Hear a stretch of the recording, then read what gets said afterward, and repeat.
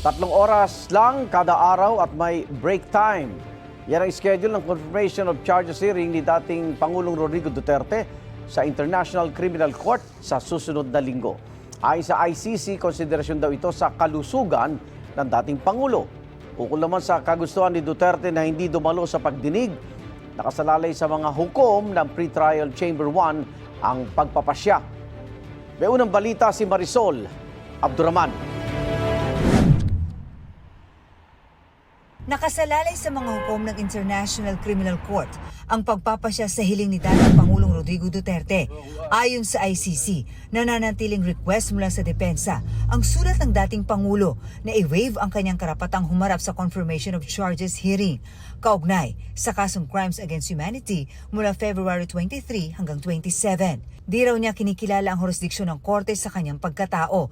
Tinawag niyang kidnapping ang pagpadala sa kanya sa The Hague na anya pinangasiwaan ni Pangulong Bongbong Marcos. Dagdag ni Duterte, outrageous o di ka panipaniwalang kasinungalingan ang akusasyong siya ang pasimuno ng EJK sa bansa. Ayaw rin niyang dumalo sa legal proceedings na makakalimutan niya sa loob lang ng ilang minuto. Matanda, pagod at mahina na raw siya. Permado ng dating Pangulong sulat na may petsang February 17. Para kay ML Party List Representative Leila de Lima, ang mga deklarasyong ito ni Duterte ay patunay na maayos ang pag-iisip niya. Propaganda at legal strategy umano ni Duterte ang di pagdalo. Pero sabi ng depensa sa kanilang isinumite sa ICC, idinikta ito ng dating Pangulo sa kanyang legal team noong February 16. Kinabukasan, binasa para kay Duterte ang sulat, pinaprobahan at pinirmahan kahit nakalimutan na ni Duterte ang idinikta niya noong araw na yun. Ang Malacanang, iginiit na naayon sa batas ang pagpapadala sa The Hague ni Duterte.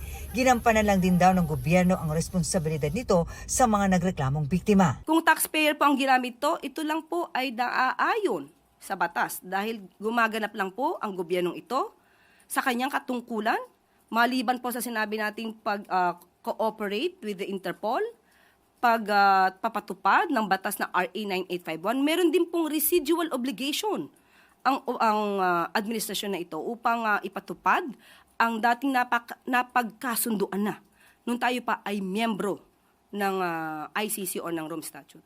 Sa Lunes, February 23, nakatakdang unang araw ng pagdinig sa confirmation of charges sa dating Pangulo sa ICC sa The Hague, Netherlands. Sinabi ng ICC na batay sa assessment ng independent medical experts na pinadala kay Duterte, fit ang dating Pangulo na humarap sa hearing. Katunayan, ang inilatag na schedule ng ICC ay bilang konsiderasyon kay Duterte. 3 oras lang ang hearing sa February 23, 24, 26 at 27. At kada 1 oras ng hearing ay may break para raw makapagpahinga ang dating Pangulo. Ito ang unang balita.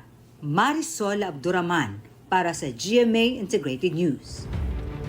Igan, mauna ka sa mga balita, mag-subscribe na sa GMA Integrated News sa YouTube para sa iba't ibang ulat sa ating bansa.